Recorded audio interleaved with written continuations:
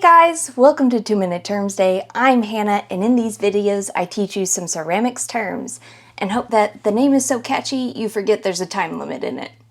Today we're continuing into part 2 of talking about the anatomy of pottery, but today's words don't actually sound like anatomy, so I've been kind of thinking of this as the unanatomy of pottery. The pottery parts we're talking about today are a bit more specialized. So while they're pretty common, it's also common for pots not to have them. Now the top half of this list probably looks pretty familiar. I'm sure most of us have been a little teapot and can point out our handle and our spout, and even our lid.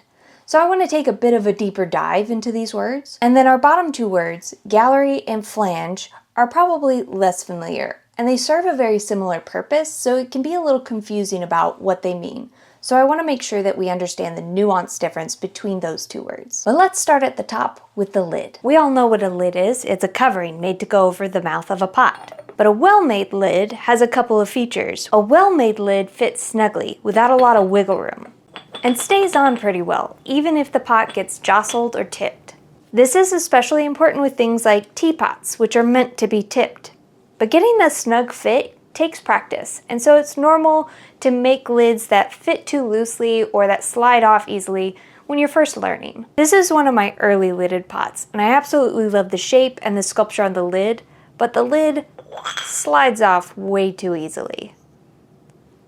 The most common advice for avoiding making ill-fitting lids is to make sure that you make the pot and the lid at the same time, in the same hand building or throwing session. That way the clay in one part isn't starting to dry and shrink before you've even made the other part. That way they can dry and shrink together. And if you're throwing, the general advice is to make 3 lids. Yes, that's 3 lids for the same pot. I know, I hate this advice too. In fact, and this may be dumb, but I'd rather throw 3 whole pots and their lids and end up recycling them if they don't work out than make 3 lids for 1 pot, because then I know I have to recycle something. Meh. But now, let's talk about the parts of lids that make that snug fit, the gallery and the flange. These two parts are very similar and they have the same job, so for a while I thought that they were synonyms, but there actually are subtle differences. So let's take a look at those. A gallery is a horizontal ledge that the lid rests on, often just below the lip of a pot. Sometimes a gallery is made just by the lip of the pot being folded or inset a little bit to catch the lid. I wish I had an example of this, but often a gallery is used in combination with a flange. A flange is a vertical ring that holds the lid in place by fitting snugly around or inside the pot or the lid. So there are a lot of options with flanges. The gallery is always connected to the pot, but the flange can be connected to the pot or to the lid. And the flange can be made to fit around or inside the connecting piece. My examples show the flange fitting around the lid or inside the pot, but you could have a flange on the pot that fits in the lid, or on the lid that fits around the pot. When I was making this pot, I considered putting the flange in the body rather than attaching it to the lid. And if I had done that, the lip of the lid would go around the flange on the body and be like 2 flanges that seat together. This style of flange isn't very common on pottery, but I do see it a lot around Christmas time on those nice tins of cookies and hot chocolate. While both a gallery and a flange can be used on their own, if a flange fits around the outside of a lid, you're probably going to need a gallery to keep the lid from falling in the pot. And for me personally, if I'm going to use a gallery, I'm going to use it in combination with the flange. It just feels safer to me, especially since a lot of my work is functional. It's meant to be picked up and handled. So a gallery on its own just doesn't feel as safe to me. And now, just for fun, let's look at some lids that fit without a gallery or a flange. These 2 pots are made with what's sometimes called a puzzle lid. The pot and lid are made together as one piece, and then the lid is cut off with an unusual shape to give it a slotted fit.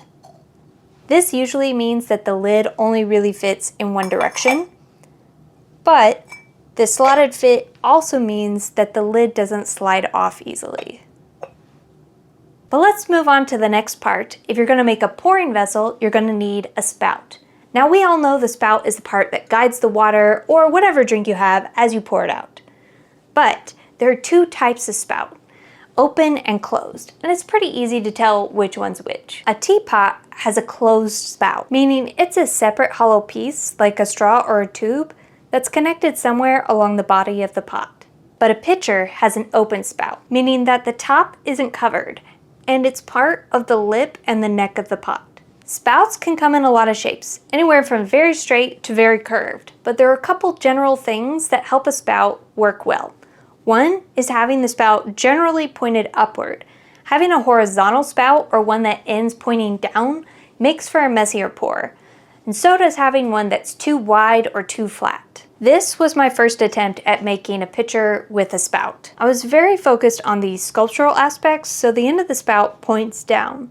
And while the center vein of the leaf helps guide the water, the rest of the leaf being curved upward makes for a messier and less predictable pour, not to mention the frog sculpture. A spout should be shaped more like a funnel to guide the water or whatever drink into a predictable stream. It's also important to remember that if you're making a closed spout, the end of the spout needs to be at the same height or taller than the lip of the pot. This is easy to remember and feels obvious when you're working with an open spout, but for some reason when you're working with a closed spout, you can kind of forget that the water or whatever drink is always going to be level across the body of the pot and the spout.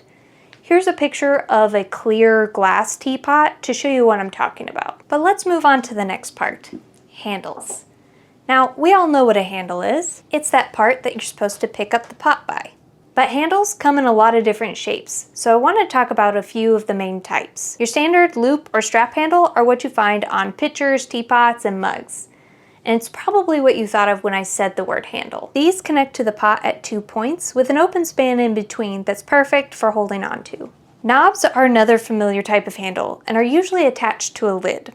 And they can come in a variety of shapes, anywhere from very simple to even sculptural. But the key to making a good knob is to make sure that it gives your fingers good purchase to pick up the lid by. Lugs are small, compact handles, and their key characteristic is that they're on the side of the pot. They can come in a variety of shapes, including looking like a knob that's on the side of the pot, or like a little circular handle that maybe one finger can fit through. They can also look like horizontal strap handles, and they could be open to where you can actually get your fingers through them, or they can be more decorative without an opening through, making the handle more like a ledge to put your hand or your fingers under. Today, I think we mostly think about using handles to pick something up by hand, but historically, handles were also designed to secure or tie down a pot for shipping, or to attach it to a pack or a pack animal, or to tie it to a pole so that a heavy pot could be lifted between two people.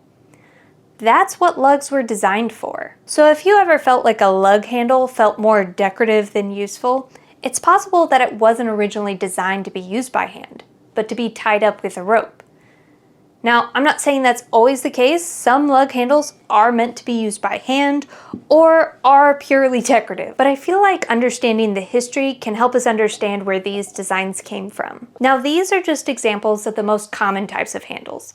There are plenty other handle designs out there that have been created by different cultures through different periods of time to solve specific problems.